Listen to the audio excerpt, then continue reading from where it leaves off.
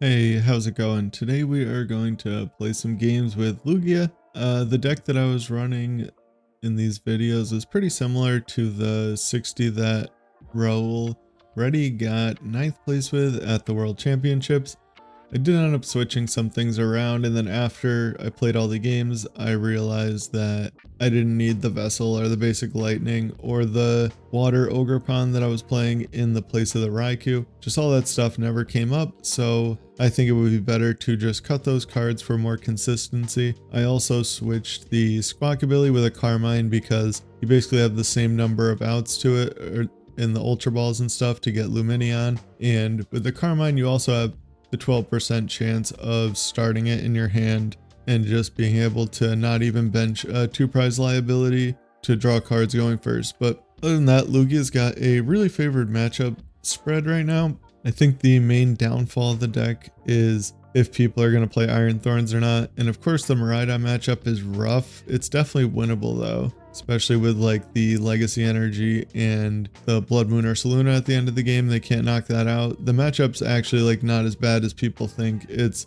certainly not free for Miraidon. And other than that, I think the main unfavorable matchup is, of course, Iron Thorns. You can either tech for it or just choose to take the loss. That's really up to you, but I do think like just a Flutter Mane in the deck is probably enough to end up winning that matchup a lot of the time, as long as you can get, Lugia and a Flutter Mane out and of course go first. But other than those two matchups, the real only unfavored matchups are the ones where you brick and just have to read the wind for 3 turns in a row, which is really the only problem with the deck is Iron Thorns and bricking. According to the Limitless matchup spread, it's basically favored into everything except like Goldango on this, which is not enough data to really tell, and of course the Miraidon and Iron Thorns matchups. So the deck is really well positioned right now, and just making it as consistent as possible is really the only important thing. It's also a mostly straightforward deck. Just picking the attackers and keeping track of the energies can be the tricky part, just not overusing the energy cards, knowing how many are in the deck. In this version where you only have the Wyrdeer and Cinccino for big energy attackers, I find that I was having no problems with running out of energy. But in the versions with a few Cinccinos, you can definitely start running low on energy pretty quickly. This version is also more versatile, and with the Bloodmoon, you can attack at the end of the game without even having to use Archeops, which is pretty cool. And there's also the question of Nest Balls or Great Balls. I kept them as Nest Balls because I found that in this deck that wants to go first, one of the biggest pain points can be finding multiple Lugia. And while Great Ball can find you Archeops, you just have the guaranteed Nest Ball, which is nice. And they do come in handy later in the game because a lot of times all you're looking for later in the game is a basic Pokemon. Can't use Lumineon, so there is pros and cons, but I've been preferring the Nest Balls so far.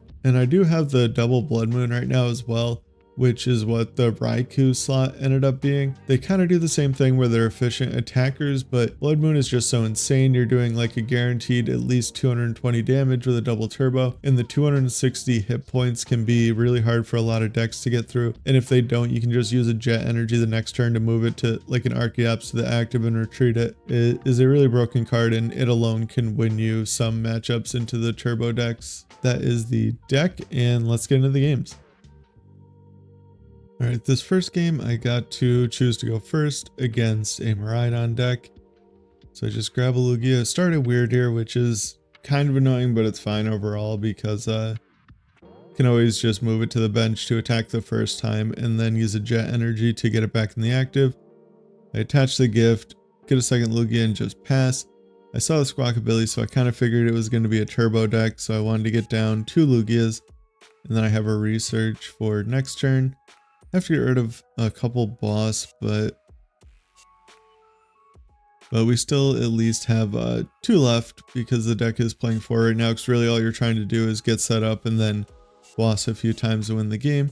My opponent immediately grabs an Iron Hands, which kind of interesting, but I guess they're thinking if they fall behind they can just go like 3-3 and still win the prize trade.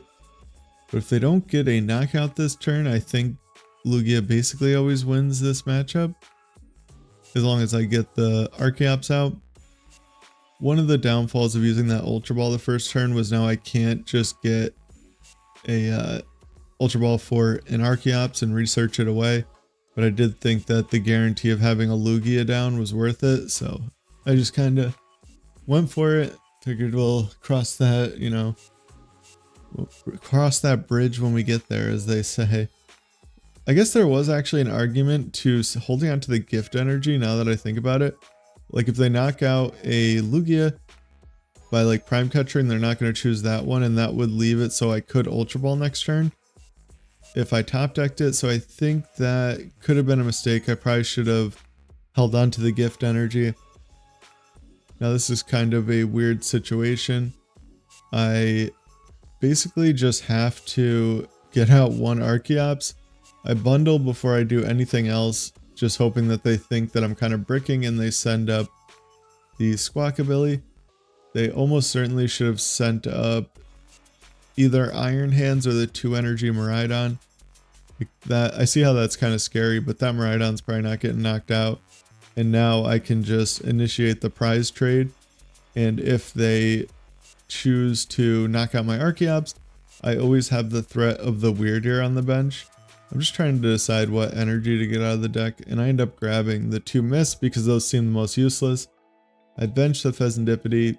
Probably didn't need to do that, but just as a little extra insurance, because some Lugia decks, or some Miraidon decks, are playing Judge right now. I get to draw up to 7 with the gift, but then I'd get to draw up to 10. So it's wouldn't be too bad. The one Archeops is going to make this matchup a lot harder. There maybe wasn't the most reason to bench that Minccino, because it's just going to make, yeah, taking a knockout with it's going to be kind of hard unless I find a turn to attach, like a turn when I can attack with Bloodmoon and then attach to Minccino, but I'm probably going to win the game with the Bloodmoon anyway. I don't know. Like by the time I'm attacking with it, because I was only playing 1 at this point. This is like a situation where the 2 Bloodmoon would be really good, and having the Bloodmoon over the Ogre Pond would be pretty nice in this hand. I do grab the Iron Hands because that's how I plan to win the game right now. I have the Jet Energy in my hand. I'm going to boss up the Iron Bundle because they benched it and didn't use it. I forgot about Fezandipiti, but this is kind of my prize map now. They can't afford to knock out my wow, I'm like blanking on names right now. They can't afford to knock out my Iron Hands because that'll set them back in the prize trade. So I have to assume that they're going to go around it, and then I'll just have that next turn to hopefully boss the Greninja. Or I can use the energy that's attached to it to like jet up Wyrdeer and have enough energy to knock out this active Miraidon. I think this is kind of a perfect example of how this matchup is pretty good. Like the deck list I showed earlier too, I added in the Jamming Tower because I found that that was one of the biggest problems, was Bravery Charms and that affecting your Bloodmoon. And I don't know, the Mesagoza is always flip tails for me anyway, it seems like. So even though it did just flip heads, I guess, but a lot of the times they were flipping tails. So I cut one of those for a Jamming Tower because this would just be a free win. I just retreat into the Bloodmoon, attach an energy, and knock out the Miraidon. But I don't have the Jamming Tower, so I can't do that. I'm not really too sure what to send up here because I don't have the boss in my hand yet, which is kind of awkward. I'm trying to count energy. I think because I need to move the Wyrdeer into the active to activate it, like with a jet or something. And I was trying to figure out if I could hard retreat something into the Wyrdeer and have enough energy, which I maybe could have. But I just top decked the Ultra Ball and I figured I have the Mesagoza, which are decent odds. And I also had research to hit a jet energy, and I could have thinned out all the jet energy or all the non-jet energies basically out of my deck with the other Archeops and the research to get into a jet, and that would also won me the game. So I had a double turbo, 140, 180, 220.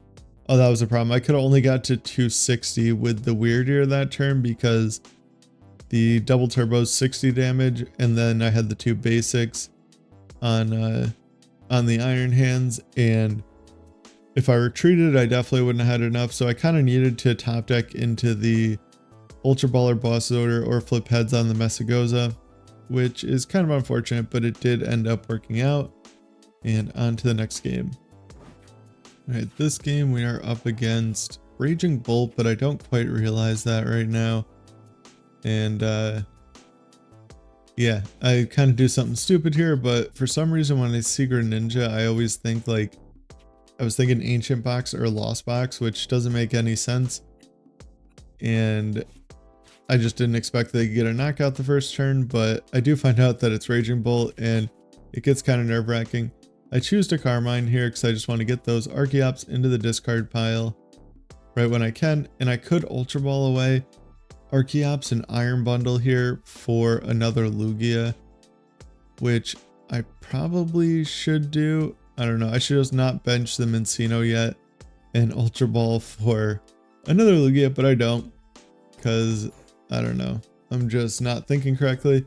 It's kind of funny, I said I always flip tails on the Mesagoza, and then in these games I'm flipping heads, but all the games that I lost I was flipping tails on it, so maybe that's why it feels so bad. The games that, you know, I lose always stick out more in my head, but I guess I did go pretty good on Mesagoza flips overall. Because I think while I was playing this I lost like 2 or 3 games, and they were all just because I flipped tails on Mesagoza and could never set up. But yeah, this is where I'm pretty much terrified. I see what they're playing and I'm like, oh no, this isn't good. At first I thought it was Miraidon when they got rid of the lightning energy. I was like, oh my god, how did I, like, I forgot that Miraidon plays Greninja sometimes now.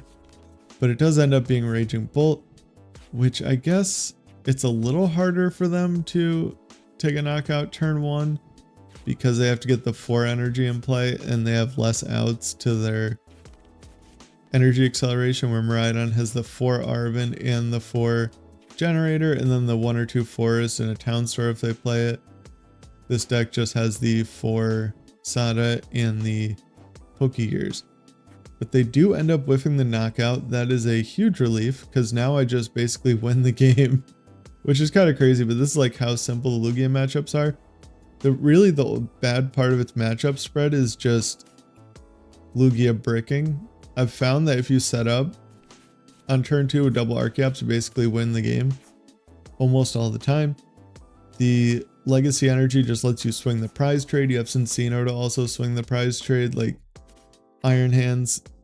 I don't know, the deck's really kind of insane. If it's set up every game, it'd still be just as broken as ever. So I use the first Archeops. Always want to get down a gift energy on whatever you're attacking with, and I choose to get double turbo and another gift to throw on my Lugia in case they choose to knock that out. I just have a gift to draw cards, and I need the double turbo to retreat, of course. I'm guessing if they take a knockout though, they're going to use or knock out Lumineon, because in these kind of like prize race matchups, they can't knock out my Archeops. And they can't really afford to knock out my Iron Hands either unless they play a Temple of Sinnoh. But we've already seen like 2 Bravery Charms, I think, and a couple Stadium cards from them, and multiple stretchers. So I'm guessing that they don't play a Sinnoh. So I'm gonna have this Iron Hands boss next turn to knock out the Squawkabilly.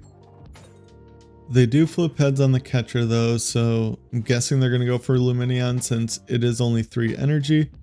And I think they end up removing the energy off the active, like both of them, which is really questionable.